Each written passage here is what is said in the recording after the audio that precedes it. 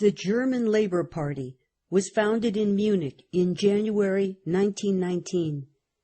In July of that year, Adolf Hitler, at that time education officer in the Reichswehr, joined this party. He was the seventh member of what later developed into the National Socialist German Labour Party. Who were the founders and first members of this party? From what sections of the population did they come, and what interests did they represent? In the first place, they consisted of soldiers and officers who had come back from the war completely disillusioned. For 4 years they had honestly believed in the chauvinistic slogans with which they had been fed. They had staked their lives in the struggle for a greater Germany. They believed in the legend that pacifist and social democratic traitors had stabbed the German army in the back and brought about its defeat. These men who came back were deeply embittered by what they thought was the weakness of the ruling class, the treachery and flight of the Kaiser and of the deposed princes, and the failure of the generals of the Great War to strike down the November criminals. These deeply disillusioned soldiers and officers could no longer find a place for themselves in civil life. To a great extent, the professions which they had once practiced now no longer existed. This was true particularly of the professional soldiers, military cadets, and a number of categories of officials. They were joined by members of the uprooted nobility, students who had been torn from their studies by the war, and declassed and radicalized members of the middle classes, who now began to feel the ground giving way under their feet. All of these elements, who at that time also flocked into the many other military bodies which arose at that time, the Einwohnerwehr, the Stahlhelm, and the Erhard Brigade, formed the first basis of the Young National Socialist German Labour Association, as the party first called itself officially. For 2 years after its formation, the National Socialists were quite an insignificant group. The November Revolution of 1918 had been beaten down, and the capitalist system had got a new lease of life. The Social Democrat Friedrich Ebert became the first president of the Weimar Republic. The old forces of finance capitalism consolidated their rule again. The trade union leaders had concluded an agreement with the employers, based on negotiations in November 1918 between Hugo Stinnes and the president of the General Committee of the Trade Unions, the Social Democrat Karl Legien. What at that time could Hitler do for the leading groups of German capitalists? At that period they were not yet in need of the National Socialists. Hitler's association therefore remained without any significance. He himself continued in the service of the Reichswehr until April 1920, giving political lectures to the soldiers. On instructions from the Reichswehr, he also observed political organizations and meetings, bringing in reports and information. This was how Hitler first came into contact with the German Labour Party. Not long afterwards, the political importance of the party began to grow. The political situation in Germany began to change rapidly under the effect of the dictated Peace of Versailles and the losses of the war.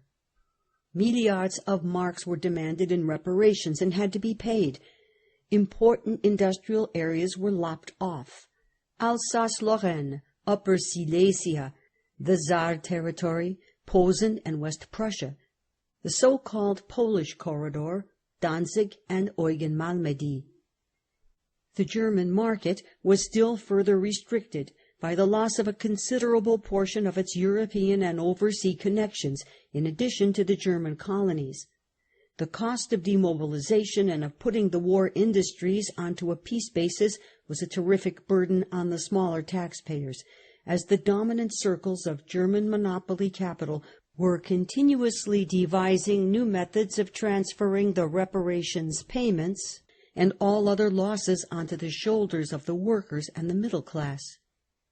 This development reached its highest point in the inflation which had begun during the war, but was only widely felt among the population in the course of 1921 and 1922. In the autumn of 1923 it reached the point of catastrophe. It had brought about still further impoverishment of the workers, and had transformed a considerable section of the middle classes into proletarians. Millions of the poorer sections of the middle class were literally robbed of everything they had by the inflation. The state paid the banks and heavy industry concerns 600 million gold marks as compensation for the occupation of the Ruhr by the French, and these concerns also made enormous profits. The economic chaos produced far-reaching political disturbances. Erzberger and Rathenau fell victims to the bullets of nationalist murderers. Among the working class, a process of radicalization was taking place. The Spartacus struggles in Berlin in January 1919 were followed by the rising of the workers in the Ruhr during the Kapp-Putsch of March 1920, and the workers' revolt in March 1921. The workers began to leave the social democratic organizations, making their way first to the independent Social Democrats, then, after the autumn of 1920, to the Communist Party. Great demonstrations culminated in the Hamburg Rising of October 1923. The 25 points of the Nazi program. In 1920, the National Socialist German Labour Party first began to develop importance. In February of that year, Hitler himself, at a meeting in Munich, put forward the program of the party, the so-called 25 points. These are a hash of theses and demands, which in parts are self-contradictory. The political practice of the Nazi Party has at no time followed the principles laid down in the 25 points, nor did it matter to Hitler and his vassals that at the end of the program the following passage occurs: "The leaders of the party undertake, if necessary at the risk of their own lives, to work unceasingly for the carrying through of the points enumerated above." This was not the only promise which the Nazi leaders gave and failed to keep. In a general meeting of the party in May 1926, a resolution was once again adopted stressing the unalterable character of the party's program. Gottfried Feder, the joint author of the 25 points and theoretician of the party, in his commentary on the program, laid stress on the fact that there must be no tampering with the basis and fundamental conceptions of this program. There must be no twisting and turning on any opportunistic grounds. There must be no hide-and-seek with the present state, economic and social order of things, and there must be no weakening of our principles. Those who in the Jewish question, in our fight against high finance, against the Dawes Pact and the policy of impoverishing Germany, or in any other questions on our program, cannot see eye to eye with the irrevocable aims and methods which we have laid down. Those who believe that the freedom of the German nation can be bought through the League of Nations or Locarno by compromise and cowardice, such people need have nothing to do with us. Let them remain outside of our party.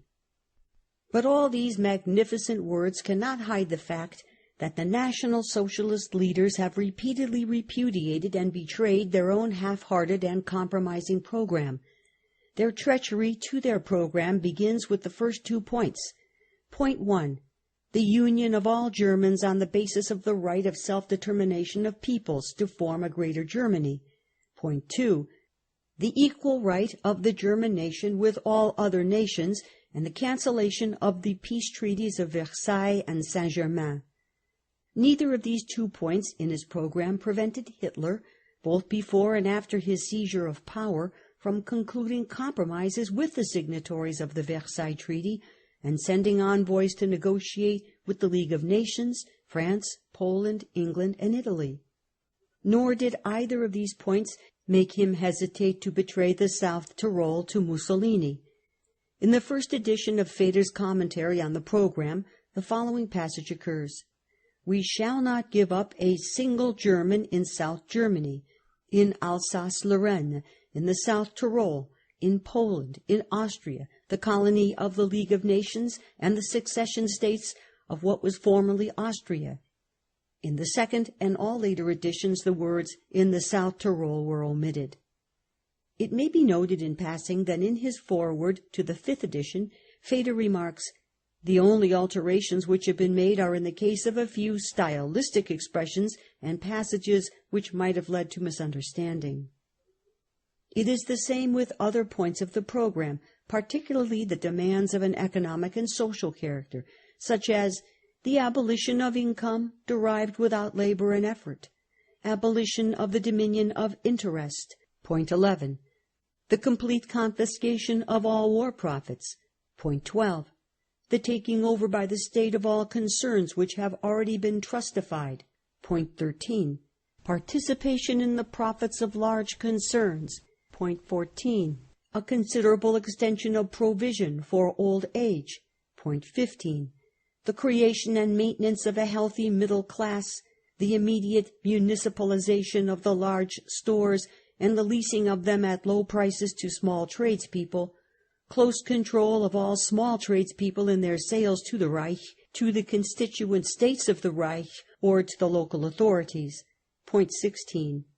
Land reform suited to our national needs, the establishment of legislation to provide for expropriation of land without compensation where required for public purposes, abolition of the land tax, and measures to prevent speculation in land. Point 17. It is not necessary to examine each of these points in the programme in detail. Some of them will be dealt with in later chapters, as, for example, the points relating to the Jewish question, points 4 through 8 and 23. At this stage, we are concerned only with indicating the general basis of the National Socialist programme and with showing how the leaders of the National Socialist Party have unscrupulously betrayed their own programme. The demands themselves are in part reactionary lower middle-class demands, as, for example, the creation and maintenance of a healthy middle class. Here, too, we have half-heartedness and contradiction, such as is characteristic of the programme throughout. For how is the middle class to be maintained if the capitalist economic system, which necessarily destroys the middle class and brings them into the ranks of the working class, is also to be maintained? This is also true of the point dealing with agrarian policy. How can Hitler save the peasantry if he maintains private property intact, if he repudiates any expropriation of the big landlords in favor of the landless peasant? In April 1928, Hitler expressly stated that the National Socialist Party was determined to protect the private ownership of the means of production with all the strength it could command. In an explanation of the phrase expropriation without compensation in point 17 of his programme, he stated that this only referred to legislation authorizing the expropriation where necessary of land which was not being properly used from the standpoint of the welfare of the people, and that this passage was in the first place directed against Jewish land speculation companies. On the other hand, the National Socialist programme also contained demands which had previously been the stock and trade of liberal parties, and also demands embodied in the Weimar Constitution. Point 13, the taking over of the trusts by the state, is stolen straight out of the programme of the German Democratic Party of 1919. Other points are unfulfilled promises made in the Weimar Constitution. Examples of this are point 15, extension of provision for old age, point 20, full opportunities for ability. Compare with the Constitution and the Welfare Act of 1924, point 21, improvement of the health of the people and protection for mother and child, and point 24, public service before private interest. Compare paragraph 156 of the Constitution. The growth of the Nazi movement. Hitler appeared in the first great meetings organized by the Nationalist Socialist Party to put forward this programme. At that period, the agitation against the Versailles Treaty was put in the forefront of the Nazi agitation. The more the middle class was affected by the continuous inflation, the more popular the Nazi demonstrations became.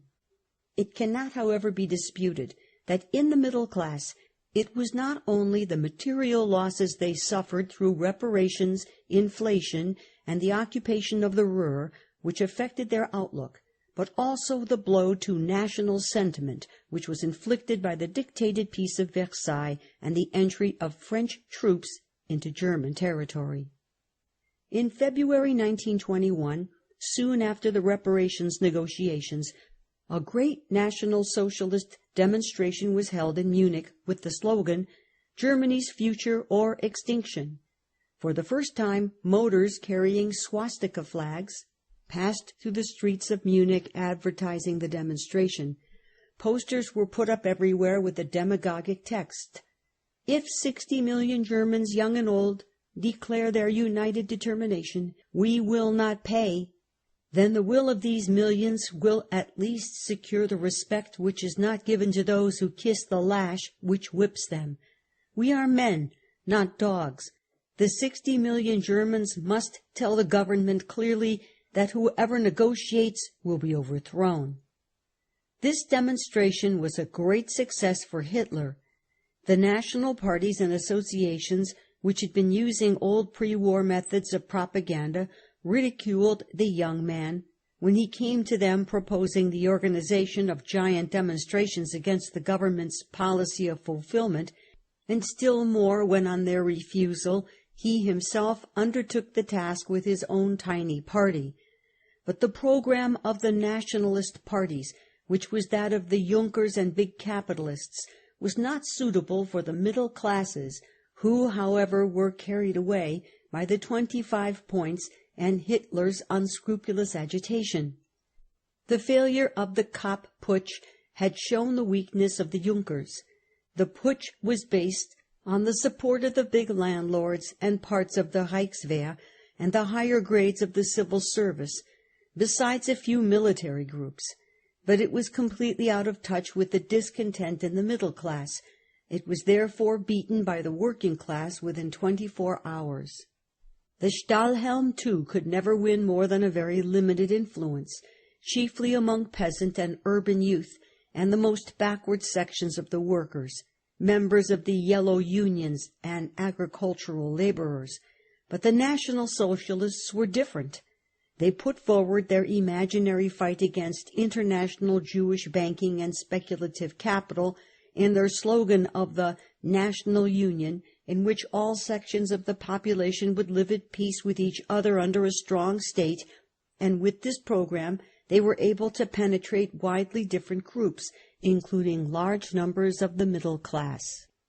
In 1921, the membership of the National Socialist Party grew from 3,000 to 6,000, but its sphere of influence at that time was almost exclusively limited to Bavaria. In North Germany, the movements under Graefe, Wülle, Henning, and Count Reventlow were very much stronger. In 1920, the first Congress of the National Socialist Party was held in Salzburg. This Congress was attended by members of the Austrian National Socialist Party, which dated from before the war. It had been formed in 1904 as a German Labour Party, and in May 1918 this joined with other groups to form the National Socialist Party of Austria.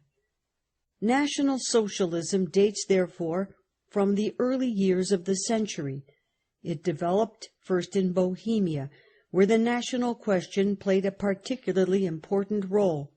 Hitler, an Austrian by birth, had taken a great deal from their program, but he was unable to reach an agreement at Salzburg with Jung, the leader of the Bohemian Party.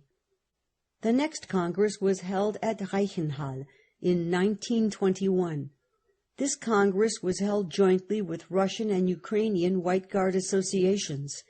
Hetman Skoropadsky was among the speakers, in conjunction with the National Socialist Alfred Rosenberg, whose family came from the Baltic provinces and who later became editor of the Völkischer Beobachter and Nazi expert in foreign politics. The White Guard emigrants developed their plans of intervention against the Soviet state, which had just driven out the last of the troops of intervention. Already at that period, Rosenberg had developed connections with Deterding and the German industrial employer Rechtberg, both of them violently hostile to the Soviet Union. It is interesting to note that in the Völkischer Beobachter, Rosenberg writes his first anti-Bolshevik articles, which were pro-Polish. In a manifesto issued in connection with the Congress of the party in Munich in January 1922, Hitler, who had still to win his position as sole dictator of the Nazi Party, stated that it was necessary to purge the movement, as it had become a breeding ground for well-meaning fools who were all the more dangerous because of their good intentions. This was evidently directed against the other founders of the party, including Anton Drexler and Körner, who were not prepared to follow Hitler in his new and unscrupulous methods. High and influential officers in the Reichswehr at Munich had for a considerable time given support to the movement. Among them were some of Hitler's former colleagues of 1919 and 1920. With their help, he set up, alongside of the party organization proper and the press and propaganda department, a third organization, which in the following years and later on served as his main fighting weapon, the Storm Troops.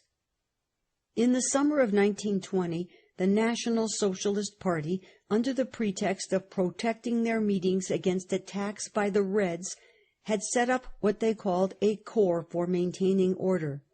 But this was too small and weak for Hitler, who in August 1921 set up his own protective organization, the Storm Troops. These formed the terrorist section of the National Socialist Party and were brought directly under the political leadership of the party. Who financed Hitler? Not long after this period, a number of capitalists, particularly in South Germany, began to take an interest in Hitler and the National Socialist Party, with a view to drawing them in to support their own reactionary politics. They realized the value of the National Socialist movement as a weapon against the militant sections of the working class, and they were therefore prepared to support the Nazis, particularly with finance. In the Hitler-Ludendorff trial of 1924, it was proved that Hitler had received considerable sums of money for his party from Aust, the director of the Bavarian Employers' Association. Bechstein, the piano manufacturer, Maffei, an industrial employer in Munich, and Hornschuh of Kulmbach, and Grandl of Augsburg, two manufacturers. Hitler also gave lectures on his aims in the select clubs of bankers, landlords, and big employers of labor. In return, he received contributions in support of the National Socialist press and for similar purposes. Hitler also received subsidies from Borsig, a large industrial employer of Berlin, who was chairman of the Union of German Employers' Associations. An agent of Hitler's in Switzerland, Dr. Gausser, is also said to have secured for Hitler finance from Henry Ford, and also from French capitalist groups who were speculating on the Bavarian separatist movement. It is probable that the full sources of Hitler's finance will only become known when the archives come into the hands of the German workers. But political proof of the source of his finance is already clear. The whole policy of the National Socialist Party and the declarations of sympathy for it made by important capitalist groups such as Thyssen and Schacht are proof of the great interest necessarily taken in the Hitler movement by the ruling class. Hitler's debts and the immense expenditure on propaganda and for the maintenance of the storm troops were factors which played a certain role in bringing him into action in 1923. The Putsch of November 9th, 1923. The Munich Putsch of November 9th, 1923, was the highest point and also the end of the first upward movement of the National Socialist Party. All through 1923, Hitler had been urging his allies in the Bavarian government and the Reichswehr to take action. Early in November he mobilized the fighting associations, and in a great demonstration of patriotic associations in Munich announced the formation of the National Republic. He announced the deposition of Ebert, appointed himself Chancellor, Kahr his vice-consul for Bavaria, Pöhner, the chief of the Munich police prime minister, and Ludendorff, minister of the Reichswehr. The Bavarian ministers were arrested but released by Ludendorff a few hours later on parole. At first Kahr supported Hitler's proposals, but in the evening went with General von Lossow and General Seisser to the barracks of the 19th Infantry Regiment, from which they declared in a broadcast that they repudiated the Hitler Putsch. Kahr stated that his consent had been obtained from him by the threat of force. He also announced the compulsory liquidation of the National Socialist German Labour Party, as well as the fighting associations Oberland and Reichsflagge. This report and the order for the dissolution of these organizations was published in the Munich papers on November 9th. Hitler and Ludendorff made a despairing effort to take power, although Hitler had given his word of honor a few months earlier to the Bavarian Minister of the Interior that he would not make any attempt at a putsch. They marched with their fighting organizations through the streets. The Reichswehr maintained an attitude of neutrality. It would not fire on the marching troops. Bavarian police awaited Hitler's approach in one of the public buildings. The police fired one volley. 15 of the Hitlerites fell dead. Hitler himself fled and was arrested in the villa of a princess before he was able to cross the Austrian frontier. Göring fled to Italy and later to Sweden. Ludendorff was not arrested. The trial of the Putschists of November 9th took place in the spring of 1924. The judges were merciful and sympathetic, for the accused were nationally minded people who had acted with the best intentions. The accused were Hitler, Field Marshal von Ludendorff, Frick, a police official who was to become Minister of the Interior in 1933, Captain Röhm, Lieutenant Pernet, Ludendorff's stepson, and a few others. Nazi historians record that the accused were in cheerful mood and were smiling and cracking jokes.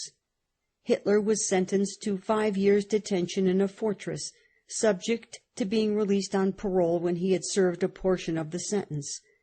A few months later, in December 1924, he was released from the Landsberg fortress. Röhm, Frick, and Bruckner got away with only 3 months' detention. Ludendorff was released without punishment on the ground that he had been carried away in the excitement of the moment. Hitler, then still an Austrian citizen, was not expelled, but was allowed to continue to reside in Germany. The Nazis disappear from the scene. The failure of the 1923 Putsch formed the close of the insurrectionary period of the Hitler movement. The time of plans for armed uprisings against the Jewish government in Berlin had now passed. The German economic situation had reached a certain stability, and the position of the middle class was improving. Hence, for some years, the National Socialist Party virtually disappeared from the scene. The United People's and National Socialist parties, which in the Reichstag elections of May 1924 had obtained 1,900,000 votes and 32 seats, in December of that year secured only 840,000 votes and 14 seats. They sank down among the splinter parties, while the German Nationals secured over 100 and the Social Democrats 120 seats. The following years were marked by internal struggles within the Nationalist and National Socialist parties. In the summer of 1925, the German People's Freedom Party split, and a large section of its former supporters went over to Hitler. In the meanwhile, the employers continued to take back from the workers the concessions they had won in 1918. In January 1925, a government was formed of the reactionary parties under the leadership of the German nationalists. 3 months later, Field Marshal von Hindenburg was elected, by the combined forces of the right to succeed Ebert as President of the Reich. The National Socialists, who in the first ballot had supported the hopeless candidature of Ludendorff, in the second ballot voted for Hindenburg. This was the beginning of the transformation of the National Socialist movement. The Nazis support the princes. In 1926, in connection with the referendum for the expropriation of the princes, the National Socialists joined the chorus of all the reactionary parties, from the German nationalists to the Centre and the Democrats, in shouting, "The expropriation of the princes is robbery of well-earned wealth." Moreover, the Nazis have never changed their line in connection with this question. The leader of the Nazi fraction in the Reichstag declared, in connection with a communist motion for the expropriation of the princes and the discontinuance of payments to the Kaiser and the nobility, "A sense of justice makes us reject the communist motion for the expropriation of the princes. German socialism must also recognize the rights of the Hohenzollerns." The German princes and former nobility have rewarded the Nazis for this attitude by putting millions of their compensation money at the disposal of the Nazis. We refer particularly to Prince August Wilhelm, son of the ex-Kaiser, Duke Karl Eduard of Saxe-Coburg-Gotha, Prince Wilhelm von Hessen, whom Göring appointed President of Hesse-Nassau in 1933, Prince Christian of Schaumburg-Lippe, and recently the former Crown Prince has joined the Motor Corps of the Nazis. The National Socialists have not been in a position to deny that the ex-Kaiser Wilhelm II has also helped in the financing of the storm troops. Hitler then tried the policy of drawing closer to the reactionary parties in order to win back the confidence of the capitalists, which he had lost through the Munich Putsch. He attempted to win legal positions because he realized that this was the only way to win the favor and support of the ruling class. Once again he began lecturing in the employers' clubs in order to persuade the big capitalists that his ideas were not at all dangerous, and to explain to them how much better they could work with the National Socialists than with the unpatriotic Social Democrats. But now the leader did not restrict his activities to South Germany. He went to the western areas to find the industrial barons in their citadels. In 1926 he spoke twice to specially invited audiences in Essen and Königswinter, and again in 1927 at the Krupp Hall in Essen. The organ of heavy industry, the Rheinisch-Westfälische Zeitung, records the applause with which Hitler's remarks were greeted. Strasser and Goebbels speak of socialism. In the same period, and this is typical of the double-faced, unscrupulous propaganda of the National Socialists, Gregor Strasser, one of Hitler's lieutenants, toured through North and East Germany with socialist slogans of the German Revolution. At that time also Joseph Goebbels comes on the stage. He was a young Catholic writer from the Rhineland. In October 1925, Strasser started the National Socialist Correspondence, which became, as it were, the theoretical organ of the left National Socialists.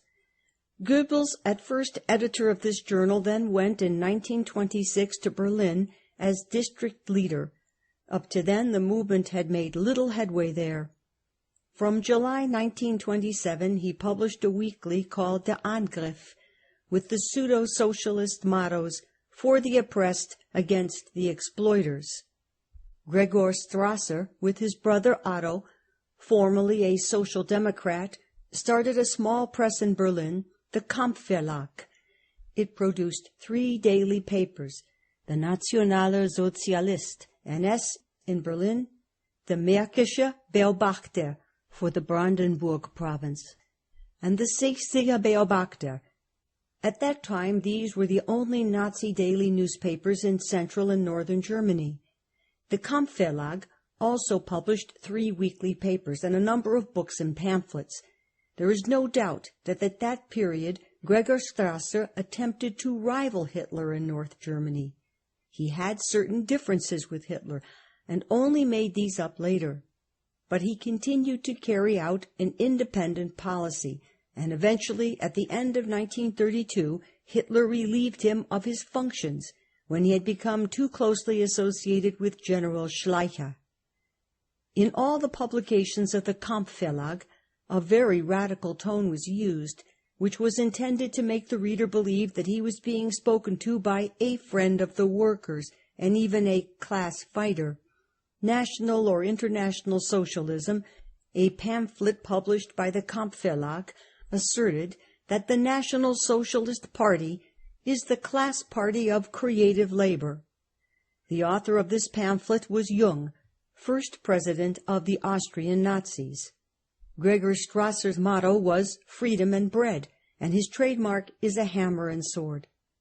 Goebbels uses the same tactics in his pamphlet, The Nazi Sozi, Questions and Answers for Nationalists. There can surely be nothing more hypocritical than a fat, well-fed capitalist who protests against the proletarian idea of class struggle, who gave you the right to throw out your chest, swollen with national responsibility, in indignation against the class struggle of the proletariat. Has not the capitalist state for some 60 years been an organized class state, which brought with it as an inevitable historical necessity the proletarian idea of class struggle? Are you not ashamed, you well-fed Central European, to fight the class fight against underfed, hollow-eyed, hungry, workless proletarians? Yes, we call ourselves the worker state. This is the first step away from the capitalist state. We call ourselves a labor party because we want to set labor free, because to us creative labor is the progressive element in history, because labor means more to us than property, education, rank, and bourgeois origin. This is why we call ourselves a labor party. We call ourselves socialist as a protest against the lie of capitalist social compassion. We want no compassion. We want no social outlook. We despise the rubbish which you call social legislation. It is too little to live with and too much to die with. We demand a full share of what heaven gave us and what we create with our hands and our brains. That is socialism. We protest against the idea of the class struggle. Our whole movement is one great protest against the class struggle. But at the same time, we call things by their right names. If on one side 17 million proletarians see their only salvation in the class struggle, this is because from the right side they have been taught this in practice for 60 years. How can we find any moral justification in fighting against the class struggle unless the capitalist class state is first absolutely torn in shreds and abolished through a new socialist organization of the German people?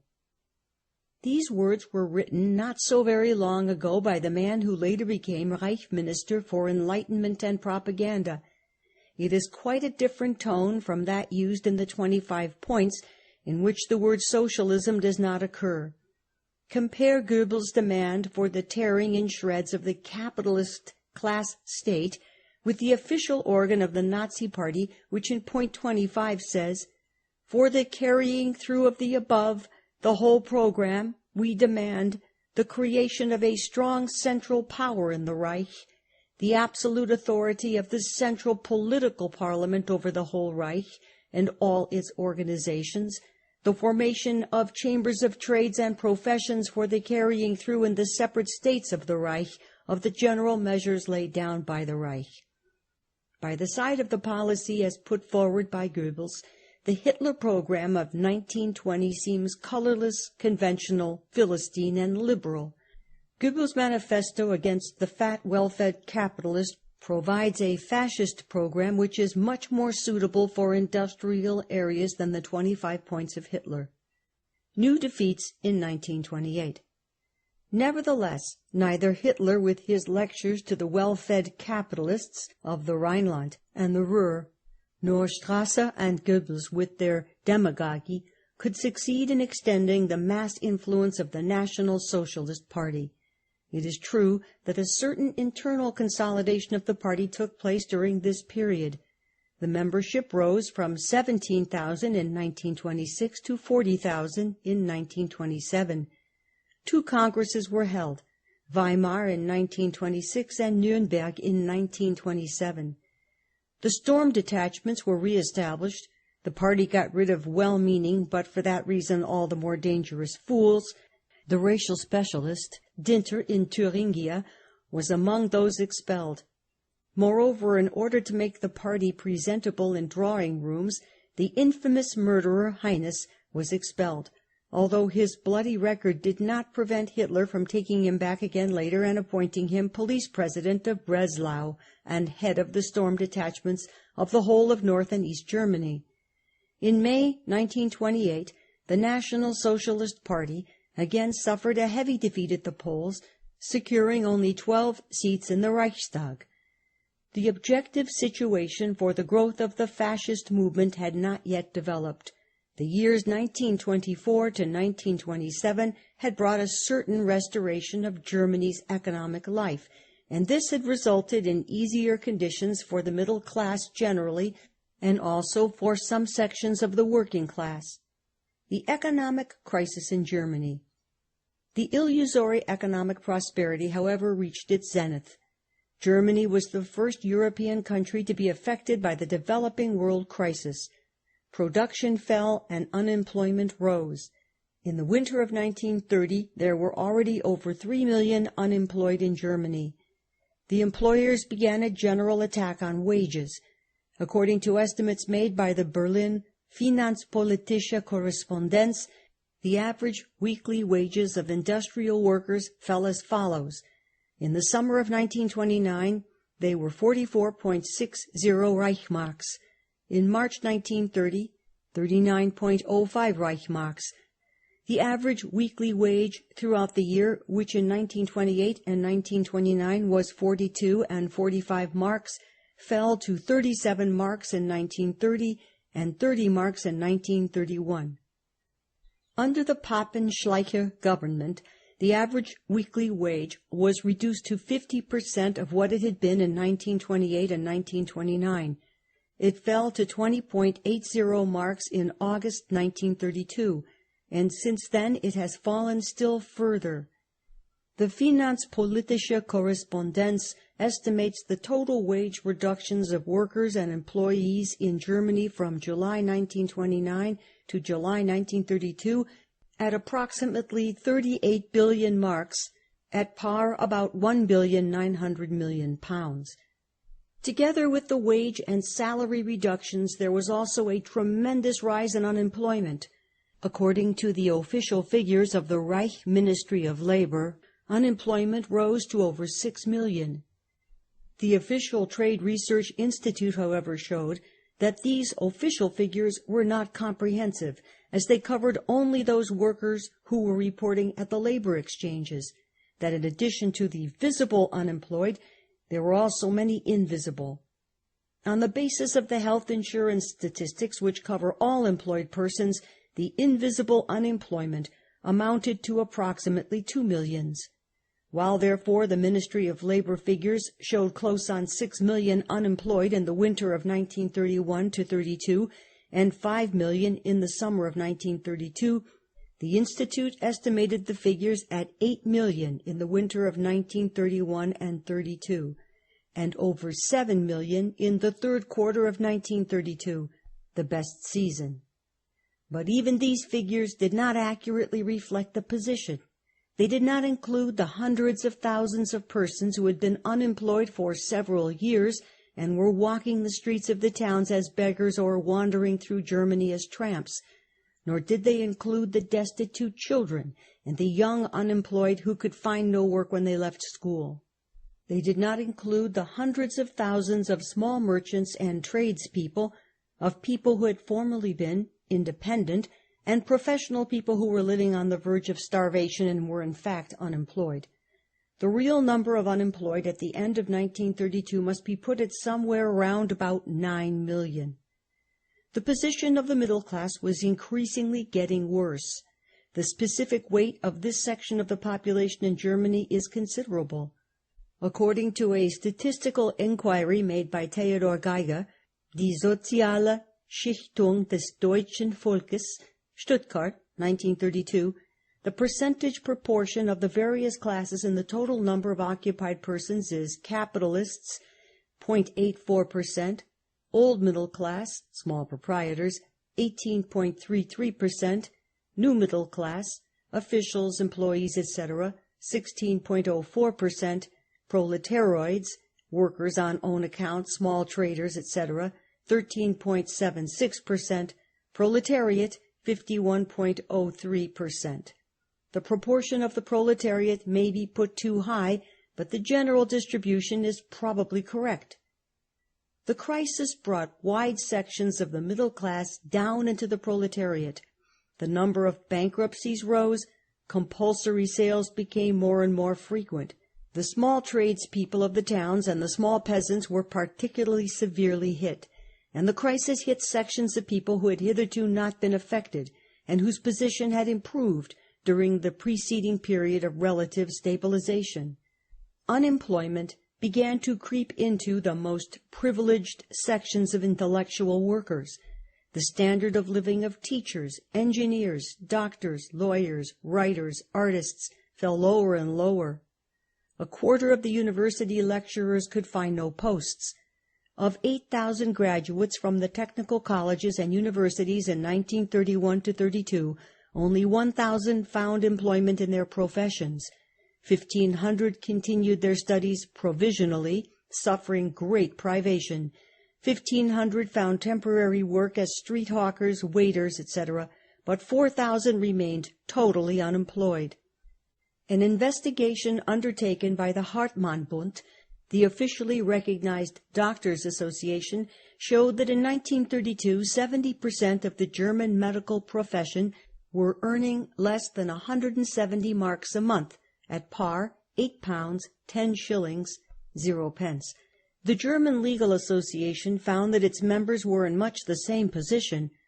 According to a statement issued by the Prussian Minister of Education, of 22,000 teachers who completed their training in the previous year, only 990 found posts, and even these were only temporary and auxiliary teaching posts.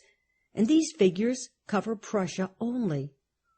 The number of unemployed engineers and chemists increased 5 times between April 1930 and April 1932, while unemployment among technical staffs doubled and among all employees rose by 1.5 times during the same period. The position of those university lecturers who were still employed got worse from year to year. Hours were lengthened, salaries were rigorously cut. In addition, there was an increase in short-time working. Many industries worked only 3 to 5 days a week. The immense burden of reparations sharpened the crisis. The promises and hopes of the Dawes plans and the Locarno Treaty were not fulfilled. The Young Plan of 1929 made a new regulation of debts, which brought fresh opportunities for the German capitalists to transfer the burden to the workers. A new wave of radicalization passed through the workers. After the electoral success of the Social Democrats in May 1928, the working class began again to turn toward the Communist Party. Sections of the middle class, which had hitherto been indifferent to politics, now began to become active. The peasants were roused.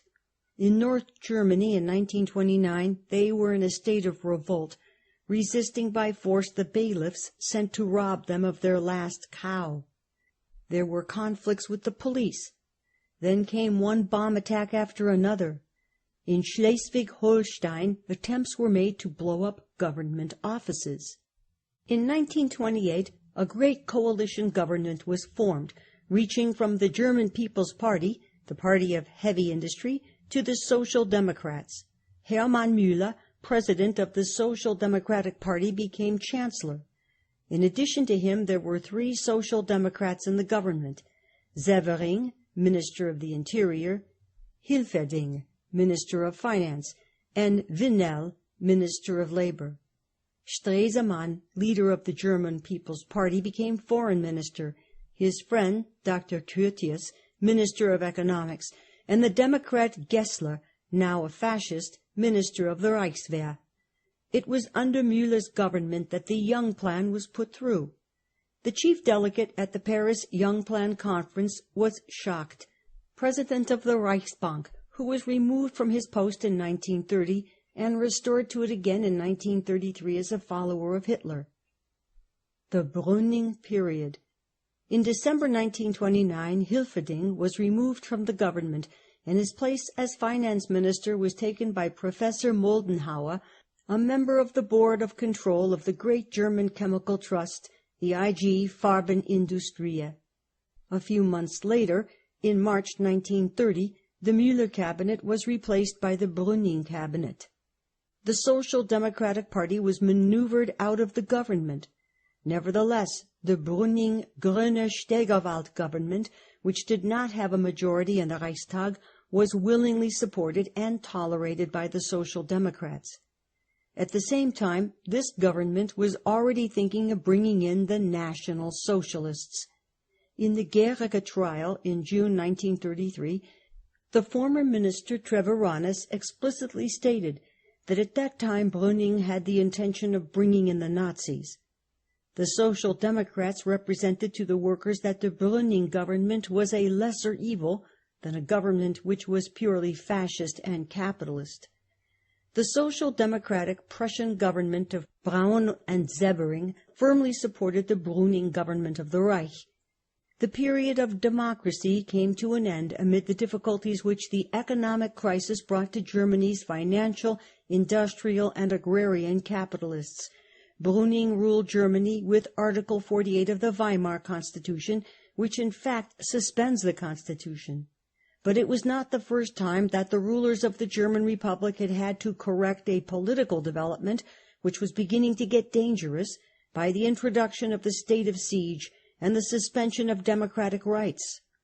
During the years 1919 to 1923, when the Social Democrat Ebert was president of the Reich, Article 48 made it possible to prohibit strikes in so-called vital industries, to organize strike-breaking corps for technical assistance in emergencies, to send the Reichswehr to Saxony and Thuringia in 1923, to restore constitutional conditions, and to appoint General von Seeckt as military dictator for the prohibition of the German Communist Party.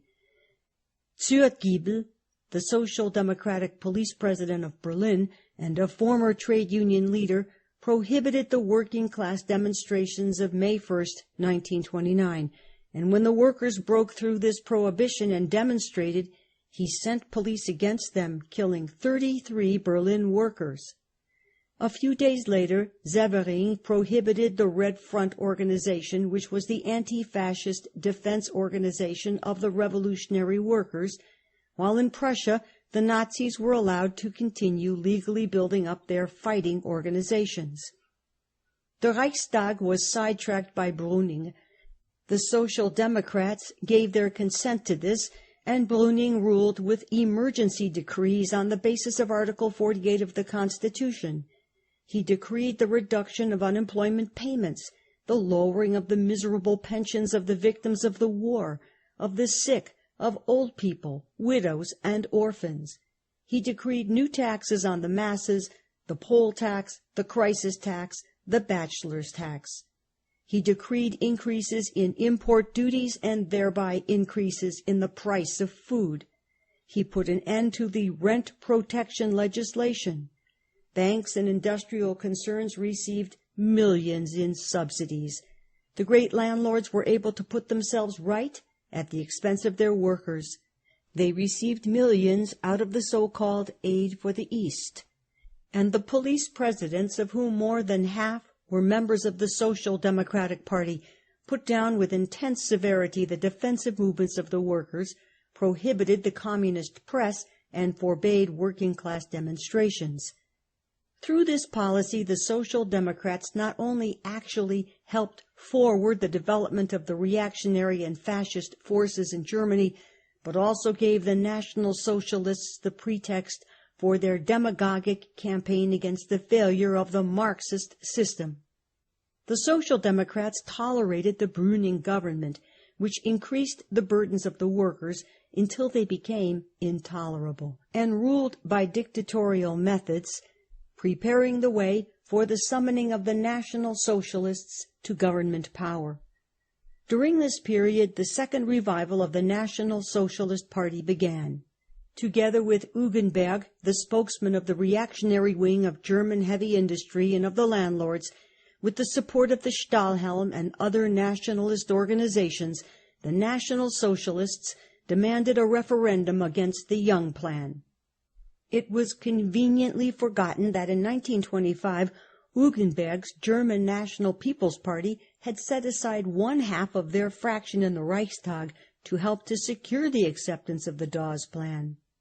The gigantic propaganda apparatus of the Hugenberg concern, with its hundreds of newspapers and its telegraph agency, the Telegrafen Union, TU, was now at the service of the National Socialists.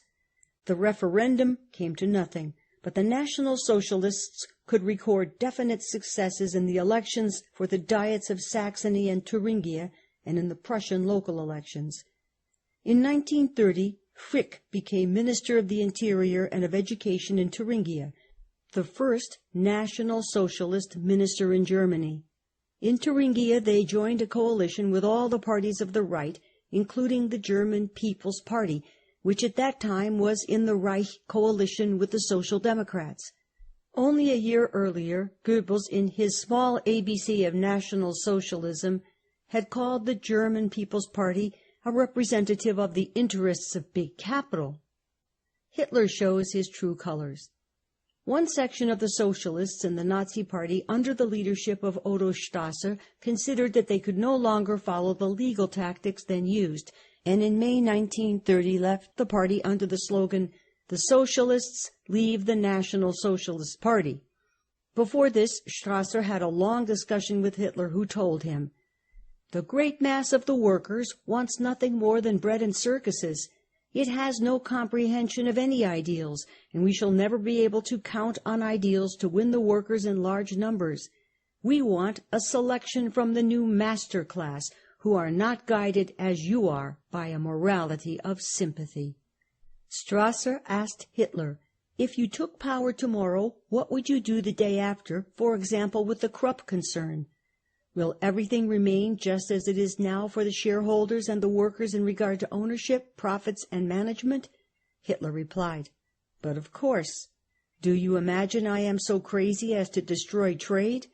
The state would only step in when people were not acting in the interests of the nation, but for this no expropriation is necessary, nor any joint share and control, but the power of the strong state, which alone is in the position to let itself be governed entirely by wide viewpoints, without consideration of individuals.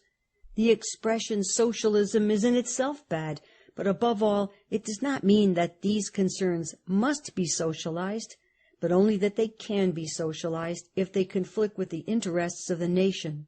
So long as they do not do this, it would be simply a crime to interfere with trade.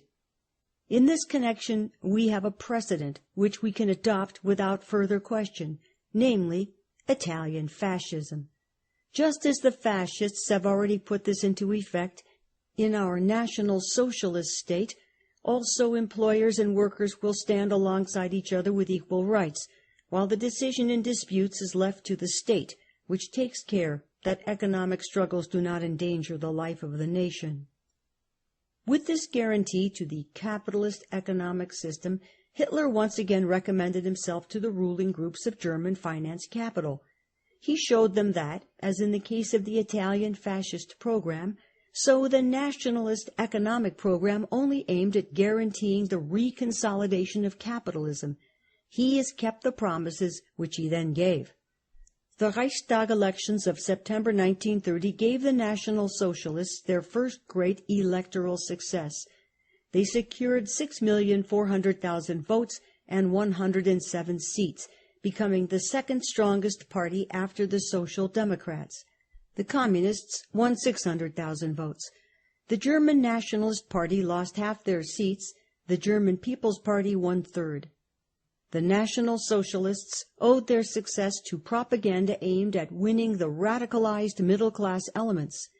This propaganda offered unlimited promises to all sections, and it was conducted with gigantic resources supplied by capitalist donors. The Nazis promised the workers higher wages, the employers higher profits, the tenants lower rents, the house owners higher rents, the peasants higher prices, the middle class cheaper food. But they did not succeed in effecting any real penetration of the working class. They merely attracted large sections of former voters for the capitalist parties. Should Hitler be Chancellor of the Reich? Brüning continued in office and issued new emergency decrees.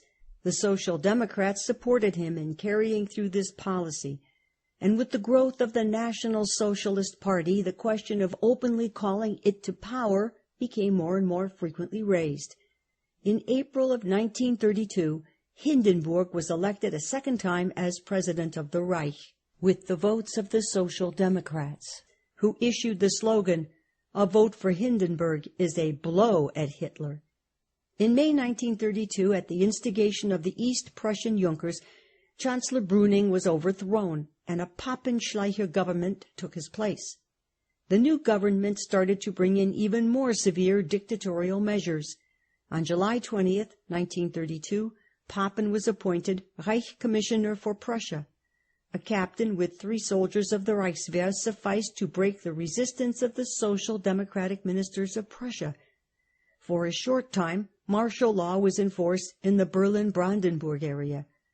The Social Democratic leaders offered no resistance, although they still had under their control the whole of the police in Prussia and in several of the other states of the Reich, and although the Social Democrat police officers were urging armed resistance. On the contrary, the Social Democrat leaders denounced the Communists, who were calling on the workers for a general strike, as provocateurs. They weakened the working class forces and abandoned their positions in order to be able, as they thought, to save at least something from the wreck, and so the Prussian home of democracy fell into the hands of the reactionaries without a struggle. In August 1932, after a second electoral success for the Nazis, 13.5 million votes and 225 seats in the Reichstag, the appointment of Hitler as Chancellor began to be discussed. Hindenburg still hesitated, but the demand for Hitler's appointment grew more insistent. The Deutsche Führerbriefe, a private bulletin of the Union of German Industry, published an article which disclosed the plans of the dominant capitalist groups under the title "The Social Reconsolidation of Capitalism." It contained the following passages. The problem of consolidating the capitalist regime in post-war Germany is governed by the fact that the leading section, that is, the capitalists controlling industry, has become too small to maintain its rule alone. Unless recourse is to be had to the extremely dangerous weapon of purely military force, it is necessary for it to link itself with sections which do not belong to it from a social standpoint, but which can render it the essential service of anchoring its rule among the people, and thereby becoming its especial or last defender. This last or outermost defender of bourgeois rule in the first period after the war was social democracy. National Socialism has to succeed social democracy in providing a mass support for capitalist rule in Germany. Social democracy had a special qualification for this task, which up to the present National Socialism lacks. Thanks to its character as the original party of the workers, social democracy, in addition to its purely political force, also had the much more valuable and permanent advantage of control over organized labor, and by paralyzing its revolutionary energies, chained it firmly to the capitalist state. In the first period of reconsolidation of the capitalist regime after the war, the working class was divided by the wages victories and social political measures through which the Social Democrats canalized the revolutionary movement. The deflection of the revolution into social political measures corresponded with the transference of the struggle from the factories and the streets into Parliament and cabinets, that is, with the transformation of the struggle from below into concessions from above. From then onwards, therefore, the Social Democratic and Trade Union bureaucracy, and with them also the section of the workers whom they led, were closely tied to the capitalist state, and participation in its administration, at least so long as there was anything left of their post-war victories to defend by these means, and so long as the workers followed their leadership. This analysis leads to 4 important conclusions. 1. The policy of the lesser evil is not merely tactical, it is the political essence of social democracy. 2. The cords which bind the trade union bureaucracy to the state method from above are more compelling than those which bind them to Marxism, and therefore to social democracy, and this holds in relation to the bourgeois state, which wants to draw in this bureaucracy. 3. The links between the trade union bureaucracy and social democracy stand or fall from a political standpoint with parliamentarianism. 4. The possibility of a liberal social policy for monopoly capitalism is conditioned by the existence of an automatic mechanism for the creation of divisions in the working class. A capitalist regime which adopts a liberal social policy must not only be entirely parliamentary, it must also be based on social democracy and must allow social democracy to have sufficient gains to record. A capitalist regime which puts an end to these gains must also sacrifice parliamentarism and social democracy, must create a substitute for social democracy, and pass over to a social policy of constraint. The process of this transition in which we are at the moment, for the reason that the economic crisis has perforce blotted out the gains referred to, has to pass through the acutely dangerous stage when, with the wiping out of these gains, the mechanism for the creation of divisions in the working class, which depended on them, also ceases to function, the working class moves in the direction of communism, and the capitalist rule approaches the emergency stage of military dictatorship. The only safeguard from this acute stage is if the division and holding back of the working class, which the former mechanism can no longer adequately maintain, is carried out by other and more direct methods. In this lies the positive opportunities and tasks of National Socialism. If National Socialism succeeds in bringing the trade unions into a social policy of constraint, as social democracy formerly succeeded in bringing them into a liberal policy, then National Socialism would become the bearer of one of the functions essential to the future of capitalist rule, and must necessarily find its place in the state and social system. The danger of a state capitalist or even socialist development, which is often urged against, such as incorporation of the trade unions under National Socialist leadership, will in effect be avoided precisely by these means. There is no third course between a reconsolidation of capitalist rule and the communist revolution. These paragraphs give the key to an understanding of the political situation. The Papen-Schleicher period. The Papen-Schleicher government was a further stage on the road to a Hitler dictatorship. Its emergency decrees were models for Hitler to follow: the death penalty for high treason, the death penalty for political acts of violence, the establishment of emergency courts which imposed long sentences of imprisonment for minor offenses.